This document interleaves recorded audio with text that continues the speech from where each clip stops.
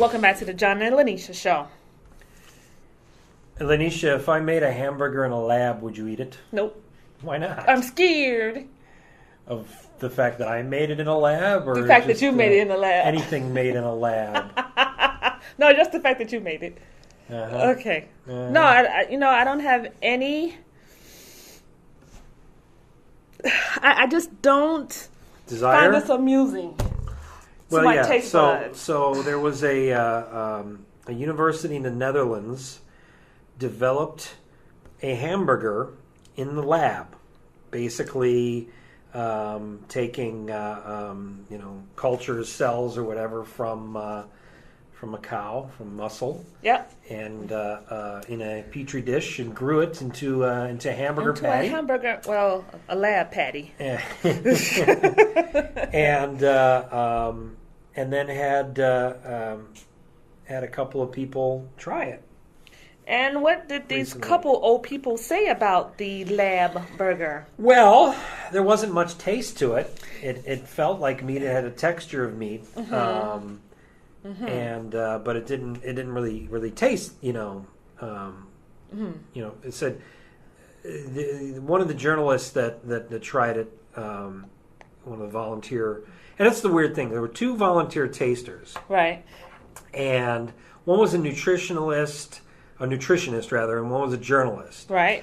And for whatever reason, so they give you a hamburger, Lab burger. and with a bun, Lab burger. and whatever sliced tomatoes. Tomatoes, Okay. yeah.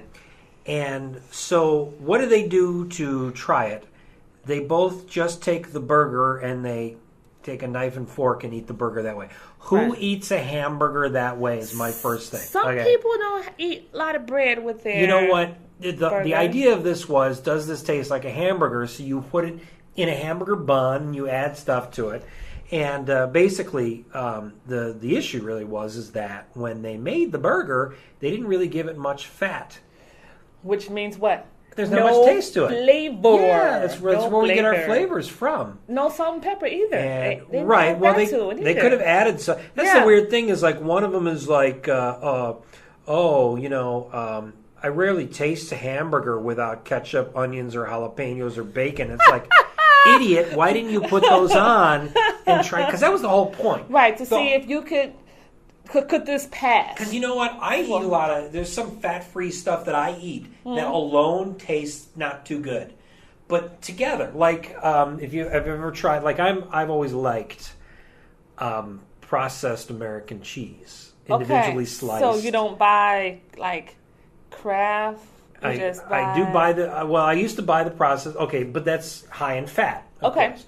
So what do? I get the no fat, or the lean. I think it's like 1% or something, if at all. Okay. Mm-hmm.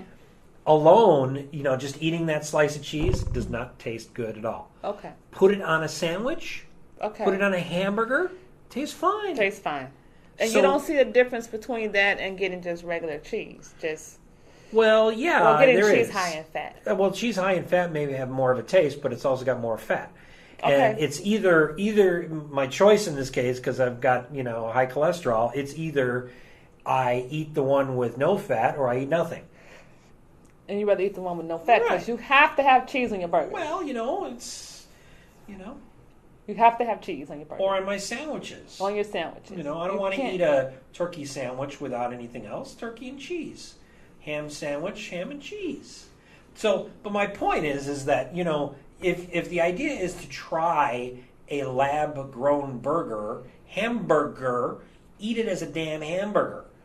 Don't cut it up. Because have you ever taken I know you don't eat hamburgers because you don't eat beef, but you'll have a turkey burger, right? Have you ever taken a turkey burger and just eat it with a knife and fork without the bun and sliced I have. it? Is it as good? Yeah, it is to me. Oh, really? Well, see, I'm a little different from you. See, for me, I try to take the burger and do other things with it.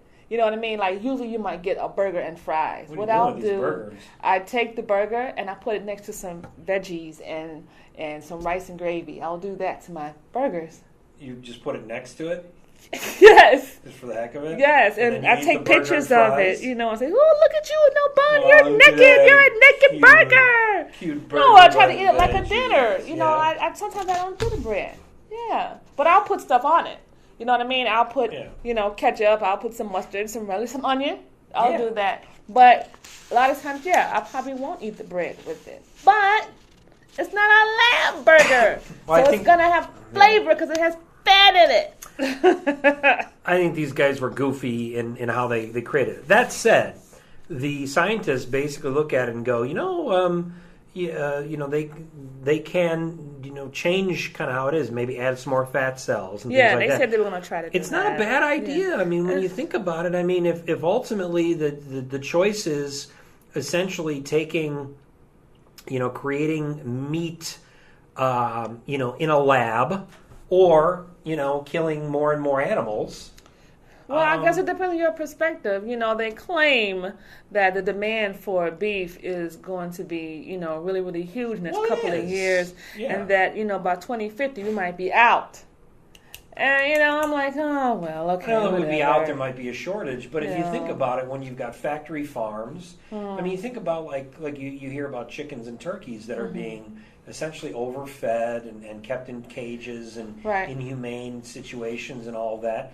If the alternate is, we've got this grown, basically faux turkey or faux chicken or faux beef that tastes just as good and is not as fatty and maybe isn't healthy for you, but doesn't have all of the cholesterol and everything in it. That's not a bad idea. It's not a bad idea, but I know just from experiences and just from the people that I know.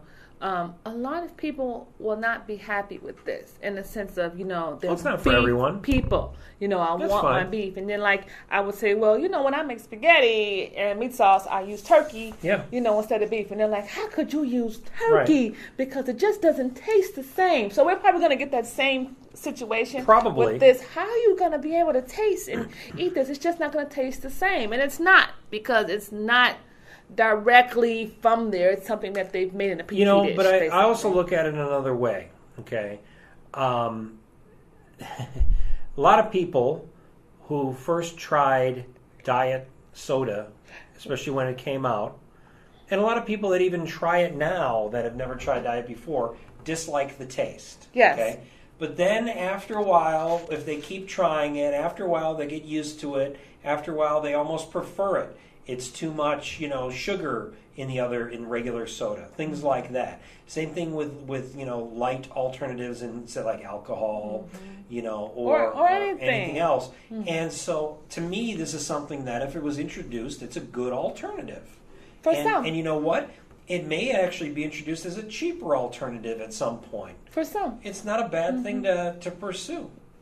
For some. Yeah. Personally, I think we should be thinking about other things to do, but, that's just me. We've got enough time. We can do this with the other things. Oh, okay. I don't think I would try it. Sorry. Would you try it? I'd give it a shot. I'd try it. Why not? No, thanks. Thanks for listening to the John and Linetia Show.